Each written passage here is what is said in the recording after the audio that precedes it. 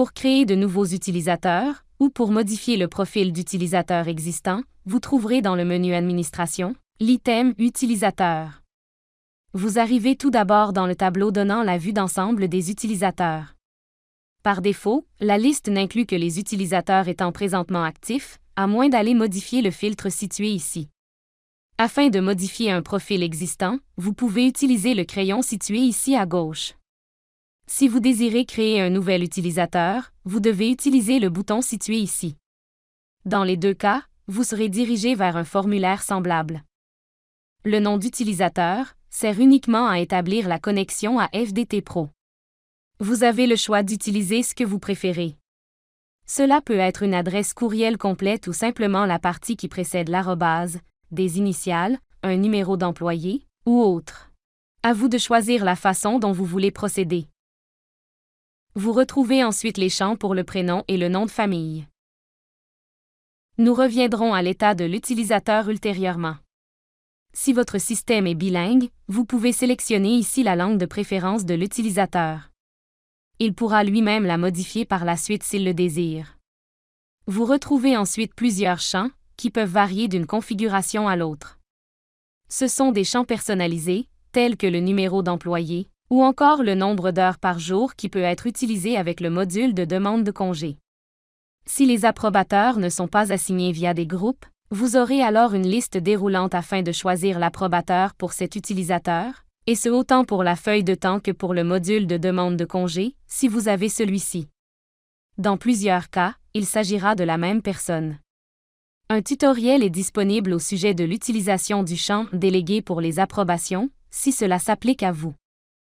Voyons maintenant les droits globaux. Il est très important de faire la différence entre les droits globaux et les droits pouvant être donnés sur un seul utilisateur, tels le droit d'approuver la feuille de temps d'un employé, ou encore des droits qui peuvent être attribués par l'intermédiaire des groupes. Les droits globaux de lecture, d'écriture, d'approbation et de verrouillage donnent ces droits sur toutes les feuilles de temps, et ce indépendamment des groupes. Vous trouverez également le droit de faire des feuilles de temps, ce qui implique de faire ses propres feuilles de temps. Il s'agit d'un droit de base qui est actif par défaut. Cette option est disponible car il est possible qu'une personne ait accès au système à titre d'administrateur ou d'approbateur, sans avoir elle-même des feuilles de temps.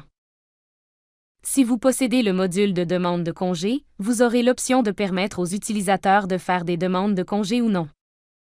Enfin, le droit de générer des rapports donne accès à l'onglet Rapports. Il se combine aux autres droits afin de déterminer les données visibles par cet utilisateur lorsqu'il génère des rapports. Par conséquent, une personne ayant le droit de générer des rapports, mais n'ayant pas de droit sur d'autres utilisateurs, que ce soit comme approbateur, via des groupes, ou via des droits globaux, ne verra que ses propres données dans les rapports. Une personne ayant des droits sur des groupes verra les données des utilisateurs de ces groupes. Une personne ayant des droits globaux verra les données de l'ensemble des utilisateurs de l'organisation dans ses rapports. Le droit d'administration donne accès à l'ensemble du contenu dans le menu Administration. Typiquement, un utilisateur de base n'a que ses droits. De préférence, il ne devrait y avoir que quelques personnes ayant tous les droits. Ceci fait d'eux des super administrateurs pouvant tout faire dans le système.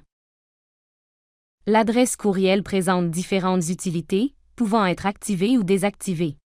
Si vous avez des rappels envoyés automatiquement à une heure de tombée, cette option sera activée par défaut, mais elle peut être désactivée. Pour une feuille rejetée par l'approbateur, vous pourriez désactiver l'envoi de courriel.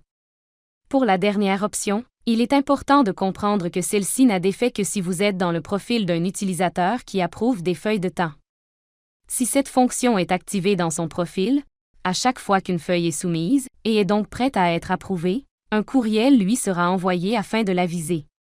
Ceci est à utiliser avec précaution, puisque cela pourrait générer un grand nombre de courriels si l'utilisateur doit approuver beaucoup de feuilles de temps.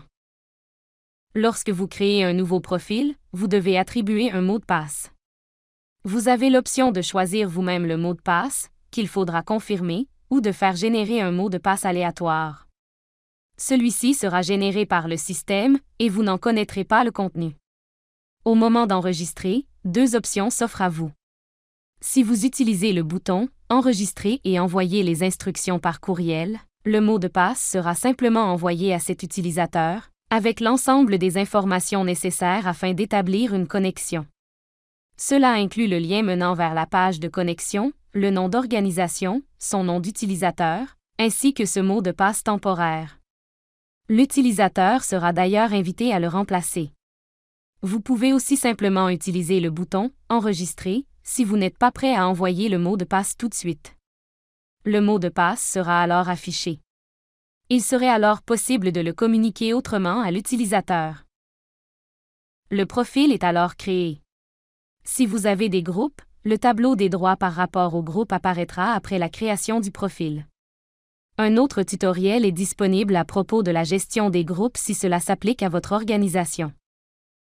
En retournant à la vue d'ensemble, nous pouvons modifier le profil d'un utilisateur existant. Il y a deux façons de désactiver un employé ayant quitté. Vous pouvez changer son état pour « désactiver ». Cela a pour effet de bloquer l'accès à cette personne et de mettre son nom à la fin des listes déroulantes d'utilisateurs. Cela applique également un arrière-plan gris, afin d'indiquer que cet utilisateur est désactivé. Cela n'a aucun effet sur la disponibilité des données dans les rapports. Les données sont toujours présentes, à moins d'appliquer explicitement un filtre, excluant les employés désactivés. L'état archivé est très similaire, mais dans ce cas, l'utilisateur ne sera plus présent dans les listes déroulantes. Encore une fois, cela n'a aucun effet sur les rapports. Il s'agit simplement d'une façon d'alléger les listes déroulantes lorsqu'un employé a quitté depuis longtemps. Lorsqu'un employé oublie son mot de passe, il n'a pas de moyen de le récupérer par lui-même. Il vous faut alors aller dans son profil pour réinitialiser son mot de passe. Vous pouvez le choisir vous-même, ou en générer un de façon aléatoire, et utiliser l'option « Enregistrer et envoyer le nouveau mot de passe par courriel ». La personne recevra alors le nouveau mot de passe temporaire, avec les informations nécessaires pour se connecter.